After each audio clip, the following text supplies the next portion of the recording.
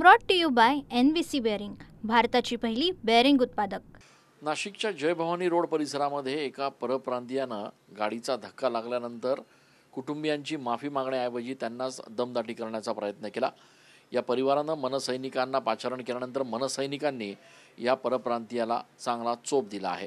आपल्यासोबत लासुरे परिवार आहे ज्यांच्याबाबत ही घटना घडली आणि त्यासोबतच मनसेचे पदाधिकारी देखील आहेत, त्यांच्याशी आपण बोलणार आहोत। नेमकी काय घटना घडली थोडक्यात? येस, नमस्कार सर, माझं नाव कल्याणी आहे। मी नाशिक रोड या जय भवानी रोडला राहते। त्यांची जी सून आहे जी आमच्या घरासमोर राहता, गाडी शिकवत होती, त्यांनी आमच्या गाडीला धडक दिली। आमच्या गाडीचं नुकसान झालेलं आहे।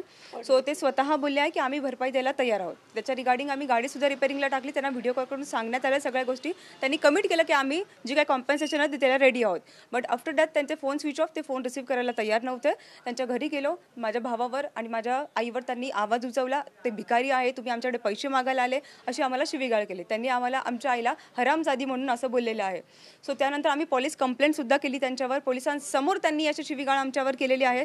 त्यानंतर आम्हाला पोलिसांकडून कुठलीही मदत मिळाला नसल्यामुळे आम्ही स्वतः जे मनसे पदाधिकारी आहेत नितीन सर, त्यांची हेल्प घेतली। त्यांनी लगेच तत्काळ त्या ठिकाणी येऊन आम्हाला मदत प्रोव्हाइड करून ॲक्शन आयटम घेतलेले आहेत। नेमकं पोलीस स्टेशनमध्ये काय झालं ज्यावेळेला तुम्ही तक्रार द्यायला गेले होते आणि ते तिथेच बसलेले होते? कोण पोलिसांसमोर नेमकं काय? स्टेशनमध्ये गेली, त्यांनी मला शिव्या दिल्या, पोलिसांनी दिखत दिल्या। मी पोलीस स्टेशनला गेले, पोलीस बोलले याच्यावर कंप्लेंट केला। तो माझ्या अंगावर धावून आला, मला हरामजादी म्हणतो, तुम्ही भिकारी आहे, तुमचं घर असं आहे, तुमच्याकडे गाड्या नाही, तुझी गाडी भंगार आहे, होती पडली आमचे कोणतं मराठी, तुम्ही भंगार आहे। मला असं बोलायला लागलं। तेव्हा आम्ही दोघं मायले त्याच्याकडे पैसे सांगायला का आम्हाला गाडी आणायची, बाहेर जायचे, तू पैसे फेड कर तिथं आणि आम्हाला गाडी आणता येईल। तर तो आम्हाला शिव्या द्यायला लागला, हात करून म्हणतो तुम्ही कटोरे घेऊन भीक मागायला आले का आमच्या दारात। मराठी लोकांबद्दल काय बोल? दादा, मी एक स्वतः चांगल्या कंपनीमध्ये कामाला आहे, त्यामुळे 3,000 किंवा 5,000 मला काही फरक पडत नाही।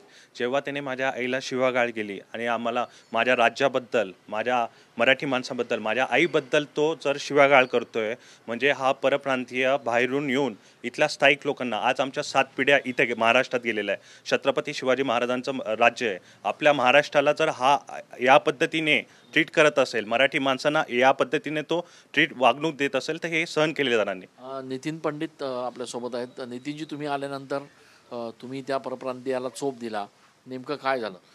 जेव्हा लासुरे कुटुंबाने मला फोन केला आणि आम्ही सर्व पदाधिकारी इथे आलो आणि आम्ही समज देण्याचा प्रयत्न केला की बाबा यांचं जे काही कंपन्सेशन आहे ते द्यावं आणि यांची माफी मागावी। तर त्यांनी असं सांगितलं की मराठीत बोलू नका, हिंदीत बोलायचं। हिंदी हमको मराठी नाही आता, हिंदी आम्ही बोलणार पण नाही, शिकणार पण नाही। इथून सुरुवात झाली। तर आम्ही त्याला बोललो की तुम्ही महाराष्ट्रात राहता, तुम्ही मराठी शिकली पाहिजे।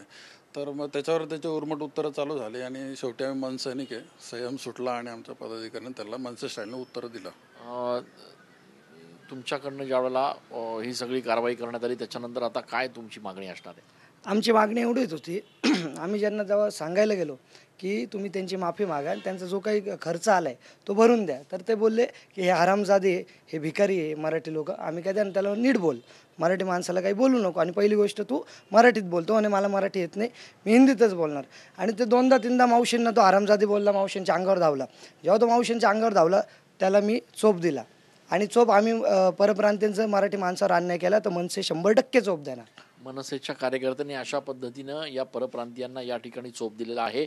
या संदर्भामध्ये आता पोलिसांकडनं देखील या प्रकरणाची चौकशी सुरू असून नेमकी काय कारवाई केली जाते हे बघणं देखील महत्त्वाचं असणार आहे। कॅमेरा पर्सन खुशाल पाटीलसह मी चंदन पूजाधिकारी, TV9 मराठी।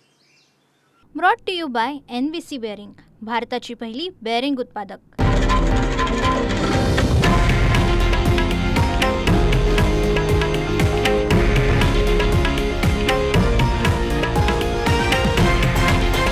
हे आहे देशातील नंबर 1 न्यूज नेटवर्क आणि आपण पाहत आहात TV9 मराठी, एकमेव।